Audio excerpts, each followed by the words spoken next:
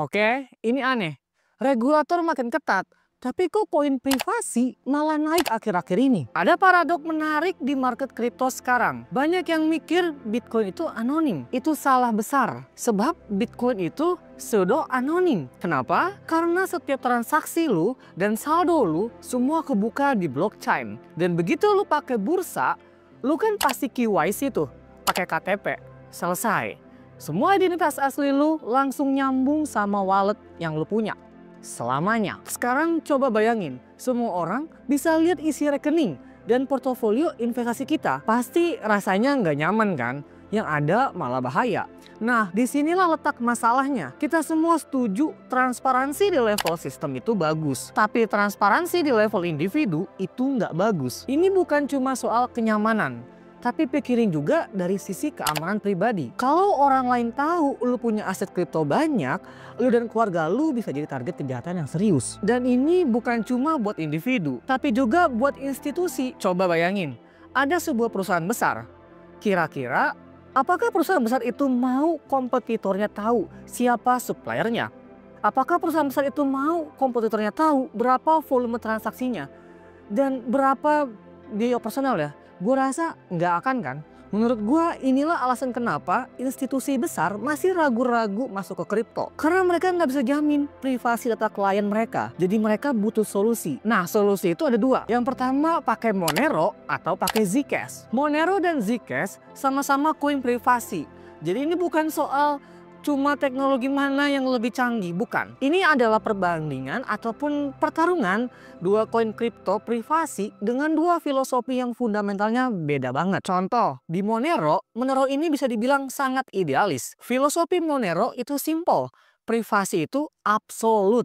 Nggak bisa ditawar dan harus selalu aktif. Setiap transaksi di Monero tidak peduli siapa pengirimnya, siapa penerimanya, berapa jumlahnya, semuanya itu harus disembunyiin. Wajib, nggak ada opsi lain. Jadi mereka pakai teknologi canggih kayak ring signature dan sealed address. Hasilnya privasi total. Sampai sekarang Monero itu terbukti jadi benteng yang hampir mustahil ditembus sama analis blockchain ataupun pemerintah yang ada. Sedangkan di Zcash ini lebih pragmatis. Zcash bilang, oke, privasi itu penting, tapi kita juga harus bisa main bareng dengan regulator. Sehingga privasi di Zcash itu sifatnya opsional. Ada dua jenis address di Zcash.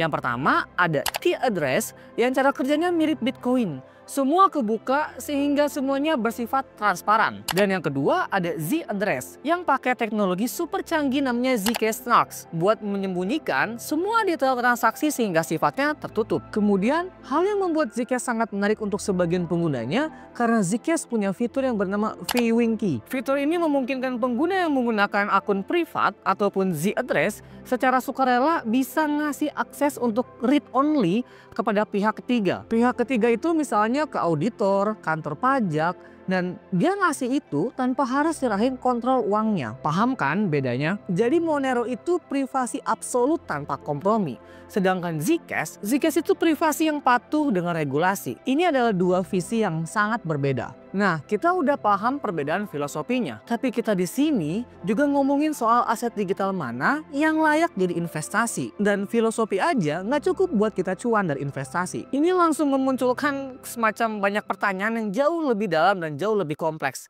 Yang jujur aja nggak bisa kita jawab di video singkat ini. Misalnya soal tokenomics. Model ekonomi di Monero itu unik. Ada inflasi yang tingkatnya rendah. Namanya tail emission buat bayar miners. Sedangkan di Zcash punya pasokan tetap 21 juta koin, mirip Bitcoin. Nah, buat jangka panjang, model mana yang sebenarnya lebih sehat dan lebih sustainable? Yang kedua soal adopsi teknologi. Teknologi Zcash itu keren banget, tapi datanya gimana? Apakah privasi wajib di Monero itu bikin dia lebih banyak disukai atau dipakai di dunia nyata? Atau jangan-jangan privasi opsional Zcash lebih banyak diadopsi walaupun cuma di alamat transparannya atau di T-address-nya? Dan yang paling penting, kalau institusi dan bank besar akhirnya harus memilih satu platform privasi, mereka bakal taruh uangnya di model yang mana?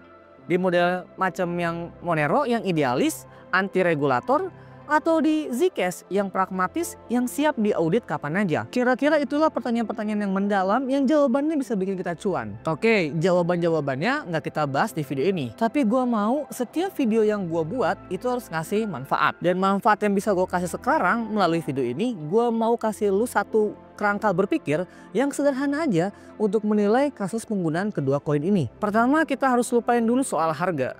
Kalau lu mau pakai koin privasi, lu cuma perlu tanya dua hal. Pertanyaan yang pertama, apa kebutuhan privasi lu? Apa lu butuh perlindungan pribadi supaya tetangga, keluarga, atau orang iseng nggak bisa lihat kekayaan lu? Atau lu butuh kepatuhan pada regulasi supaya lu bisa berbisnis dengan secara private tapi tetap bisa lapor pajak ataupun diaudit yang jelas? Pertanyaan yang kedua, siapa yang mau lu hindarin? Apa lu cuma mau sembunyi dari publik atau orang kepo dan kompetitor? Atau lu mau sembunyi dari regulator dan pemerintah? Kalau lu udah jawab semua pertanyaan itu, pilihannya jadi jelas. Ada dua skenario. Skenario pertama atau skenario A, lu butuh privasi absolut. Kebutuhan lu itu perlindungan pribadi yang total. Lu mau hindarin siapa aja termasuk regulator. Kasus penggunaannya lu mau benar-benar anonim, nggak mau ada kompromi. Maka pilihan yang terbaik itu Monero. Skenario B, lu butuh privasi tapi yang bisa patuh regulasi juga. Kebutuhan untuk kepatuhan bisnis. Yang mau lu hindari cuma publik dan kompetitor. Kalau regulator, lu siap untuk patuh. Kasus penggunaan nyatanya contoh untuk skala perusahaan yang mau bergaji karyawan pakai kripto. Tapi nggak pengen semua orang tahu detailnya. Lu juga siap kasih laporan ke kantor pajak. Pilihannya ya Zcash. Jadi nanti lu akan pakai Z address untuk transaksi dan kasih fee key ke regulator. Gimana? Sekarang lu paham kan cara menilai kasus penggunaannya? Ini adalah kerangka berpikir sederhana yang bisa lu pakai sendiri. Jadi gitu cara kita lihat persaingan antara Monero dan Zcash. Ini bukan cuma soal teknologi, ini soal visi masa depan. Nah, balik ke pertanyaan-pertanyaan yang belum kejawab tadi, yang soal perbandingan head to head antara tokenomic, kemudian juga analisis data adopsi di on-chain, siapa yang akan survive dari tekanan regulasi, dan tentu aja kesimpulan akhir tentang mana yang gue anggap punya potensi jangka panjang yang lebih baik. Nah, semua jawaban itu analisis data mentahnya